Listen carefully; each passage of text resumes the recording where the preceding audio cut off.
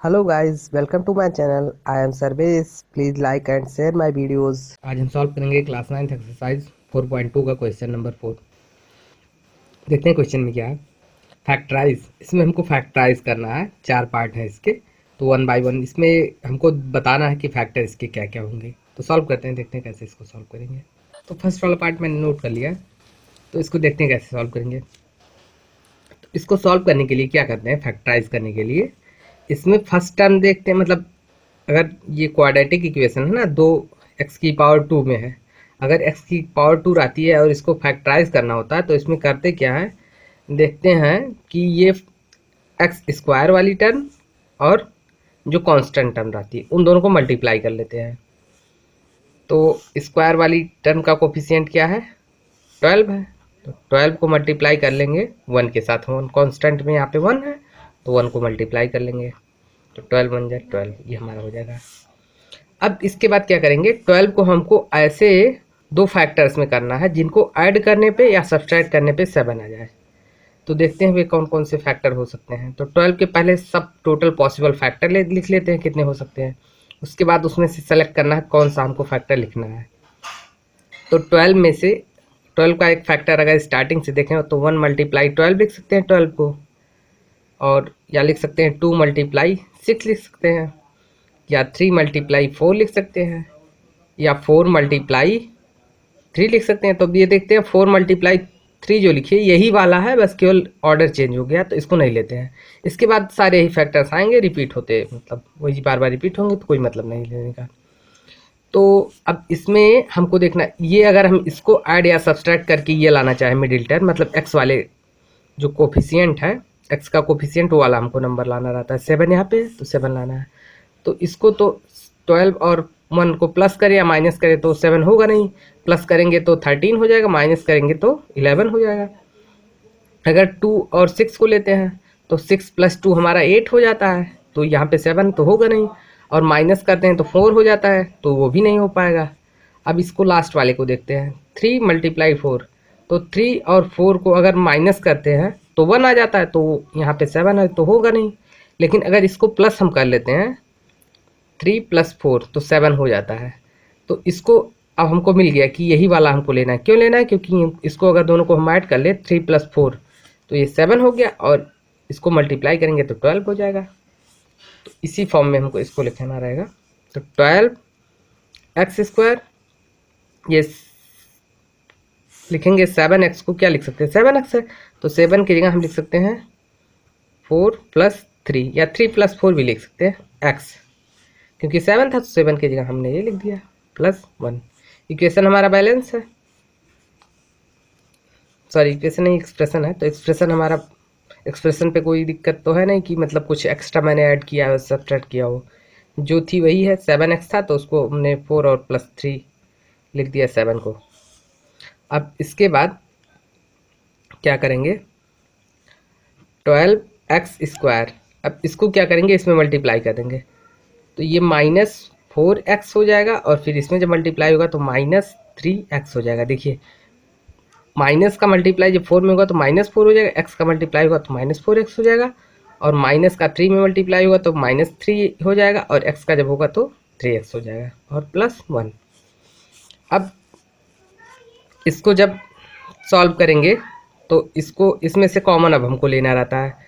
तो इसमें से हम क्या कॉमन ले सकते हैं दोनों में से, तो x तो कॉमन दिख रहा है और दोनों में 4 है, 12 में भी 4 है, इसमें भी 4 है, तो मैक्सिमम जो कॉमन ले सकते हैं वही लेते हैं इसमें से।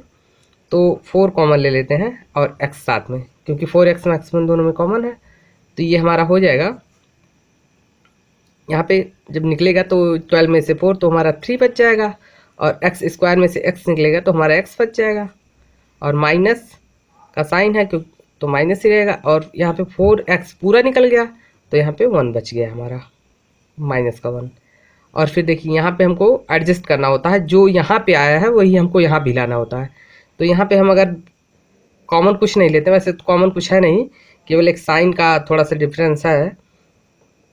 अगर यहाँ हम -1 कॉमन ले लें तो ये हमारा हो जाएगा, यहाँ से माइनस निकल जाएगा 3x के साथ जो था, तो ये 3x प्लस में हो जाएगा, और यहाँ पे प्लस है तो यहाँ पे माइनस हो जाएगा, क्योंकि मैंने यहाँ से माइनस कॉमन ले लिया ना, तो ये हमारा प्लस हो जाएगा। इसको इसी हिसाब से बैलेंस करना था कि जो यहाँ पे आ जाए वही हमारा यहाँ पे भी आ जाए, ऐसा कुछ करना होता है।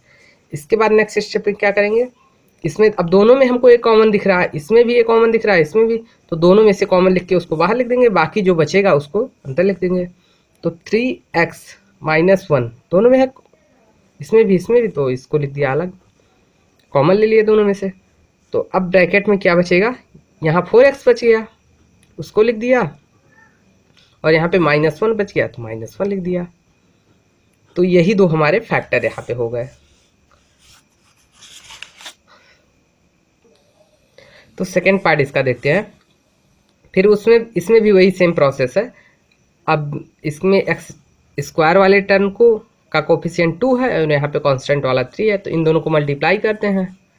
तो दोनों को मल्टीप्लाई कर दिया तो ये हमारा बन गया 6।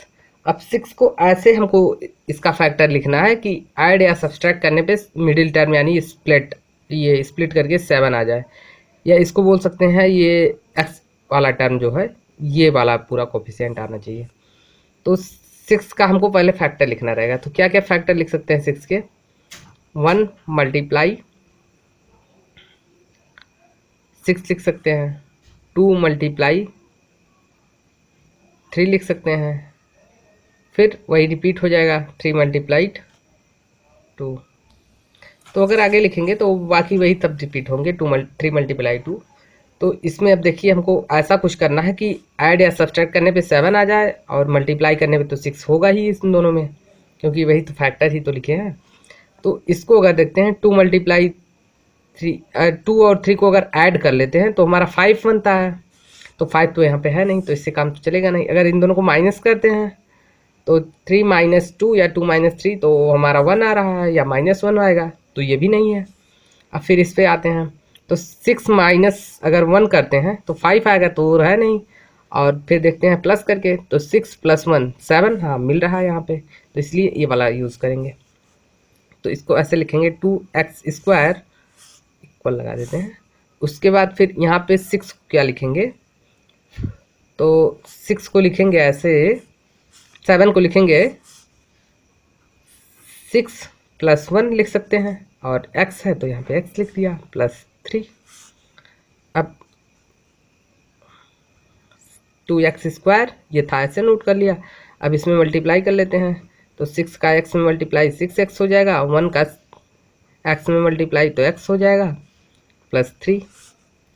अब इक्वल करके लिखेंगे इसको और सॉल्व करेंगे तो 2x² यहाँ पे, अच्छा देखिए इसमें अब हमको क्या कॉमन लेना है, तो यहाँ पे भी 2x² है और यहाँ पे 6x है, तो 2 तो यहाँ भी कॉमन है, 2 यहाँ भी कॉमन है, x यहाँ भी कॉमन, यहाँ भी कॉमन, तो 2x दोनों में से कॉमन ले लेते हैं। तो यहाँ पे बचेगा 2x, जब कॉमन लेंगे तो केवल ओनली x ही बचेगा, क्योंकि 2 निकल गया यहाँ पे और एक x निकल गया, तो केवल यहाँ पे x बच जाएगा। प्लस में यहाँ पे क्या बचेगा, यहाँ पे x तो निकल गया 2 के साथ, अब यहाँ पे बचा, और 2 भी जब इसमें से निकलेगा 6 में से तो यहाँ पे 3 बच जाएगा। फिर प्लस, और इसमें से देखिए अब यहाँ पे x + 3 हमारा बन रहा है ना, तो यहाँ पे वैसे भी मिल जा रहा है x + 3, तो हमको यहाँ पे कुछ कॉमन नहीं लेना है, या बोल सकते हैं 1 ले लेते हैं तो वही रहेगा पूरा। ठीक, यहाँ पे 1 कॉमन ले लेते हैं, तो इक्वल करके अब इसमें से देखिए x + 3 यहाँ पे भी है, x + 3 यहाँ पे है, दोनों में x + 3 है, तो कॉमन ले लेते हैं x + 3 दोनों में से। तो x + 3 जब कॉमन ले लेंगे दोनों में से, तो यहाँ पे हमारे ब्रैकेट में यहाँ पे क्या बच रहा है, x + 3 अगर निकाल दिया जाए इसमें से तो 2x बच जा रहा है, और यहाँ पे हमारा प्लस में 1 बच जा रहा है, तो इसको लिख देंगे। अब यही दो हमारे फैक्टर हो गए इसके। अब थर्ड वाला देखते हैं। थर्ड वाले में क्या है, इसमें 6x² + 5x - 6, तो इसमें अब फिर वही तरीका है कि इसको स्क्वायर वाले टर्म को कांस्टेंट टर्म को दोनों को मल्टीप्लाई करते हैं। तो इन दोनों को अगर मल्टीप्लाई करें तो 6 × 6 तो हमारा 36 हो जाता है। तो अब 36 के ऐसे फैक्टर करने हैं कि ऐड या सब्सट्रैक्ट करने पे हमारा 5 आ जाए। तो 36 को अगर करेंगे हम तो ये हमारा हो जाएगा, ये फैक्टर हो जाता है। अगर शुरू से लिखें तो 36 × 1 लिख सकते हैं। दूसरा फैक्टर हो जाएगा 2 × 18।